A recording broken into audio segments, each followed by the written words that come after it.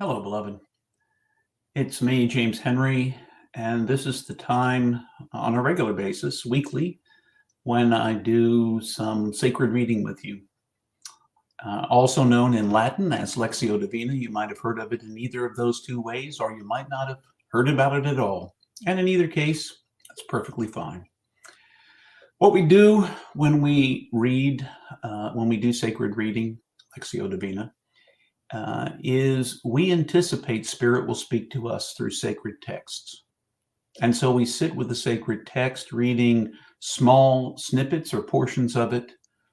I've known people who do longer portions of it, but I tend to do shorter portions. And listen for Spirit to speak now, to me, to you, right where we are.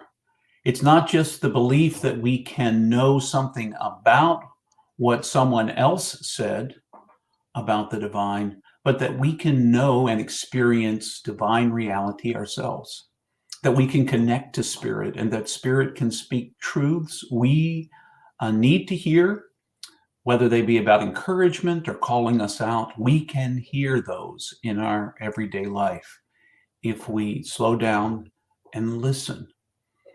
Everything in life can actually mirror to us what God might want to say.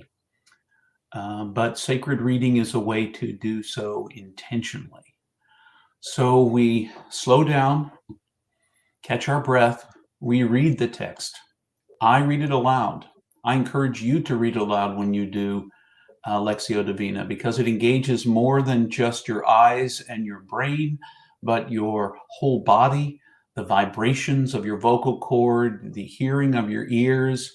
When you read it aloud yourself or hear it read aloud, particularly when you read it yourself, you can feel the vibrations in the top of your head. I'm feeling them right now. You can feel them all the way, if you pay attention, to the bottom of your feet, which I can feel right now. So it impacts us, because Spirit is not something, Spirit is not something beyond us, but around us and within us and in all places. So when we sit with, the body is one of those receptors to hear what Spirit may say. So listen for a word or a phrase or an image that rises for you. Today's reading is a little bit longer than usual. We're reading from 1 John, continuing there. We're in chapter 3, and I'm reading verses 7 through 9 today.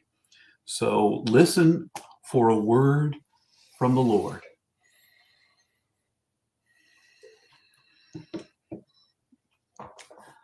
My much-loved children, do not let anyone take you down the wrong path. The chosen one always did what was right. So the ones who keep walking in his right ways show they are in good standing with him.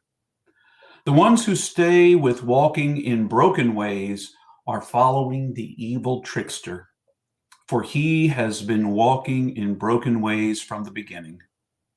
The reason Creator's Son appeared was to bring an end to the ways of the evil trickster. Those who have been born from the Great Spirit do not keep walking in broken ways. They are not able to, for Creator is their Father, and he has planted his message deep within them to stay.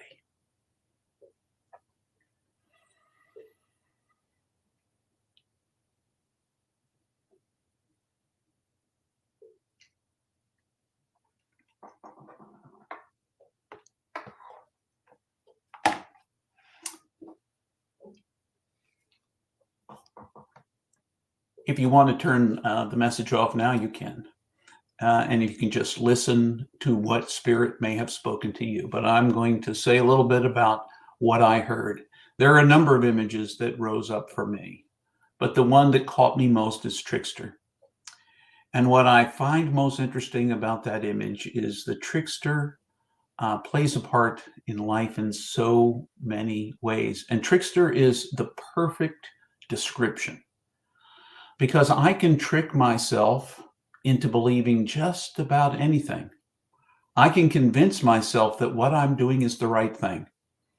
Uh, and others can use the right images to convince me and you that we are doing the right thing when in fact what we're doing is not so much. And it's very hard sometimes to discern that trickster is leading us in the broken ways. We instead convince ourselves that we are going in the right way, and we blind ourselves.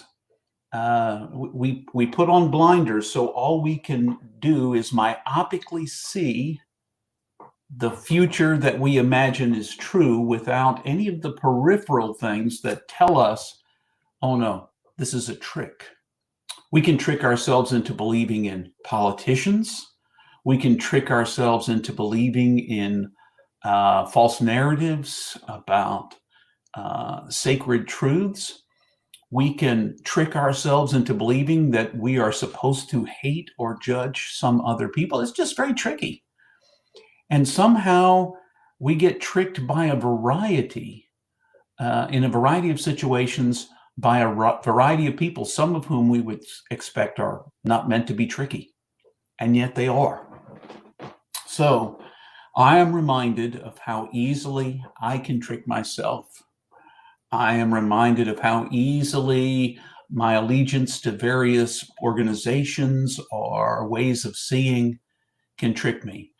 I am aware that my own culture and its values, which are not always my values, its values can trick me into believing it's okay to do some particular thing, which in all honesty is not okay.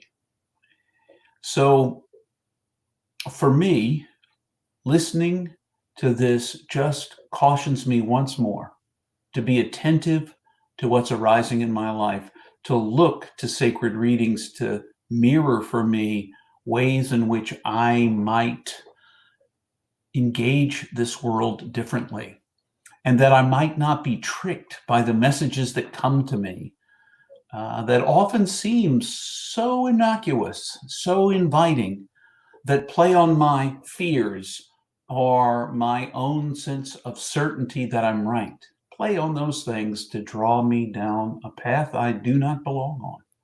Perhaps you find the same thing, or perhaps something else spoke to you differently in this passage at all. I encourage you, if you're on one of our platforms that allow you to respond, whether it's Facebook or YouTube, for you to write a response.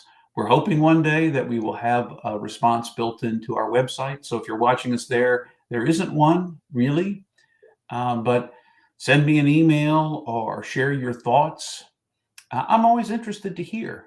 I do these because I believe they're not only good for me, but perhaps speaking a word of practice into other people's lives and encouragement might help someone. And if it helps even one other person, if it helps me, then it has done as much as I can ask. So I wish you the very best. Please don't forget, you are infinitely precious and unconditionally loved for the gift you are, that Spirit wants to speak into your life. So listen, slow down and listen. Read sacred texts for yourself. Learn to watch the trees dance in the wind. Catch a glimpse of the grass in your front yard or in someone else's. Take a walk in the park. There are all these places where God can be mirrored to us. So until the next time, I wish you the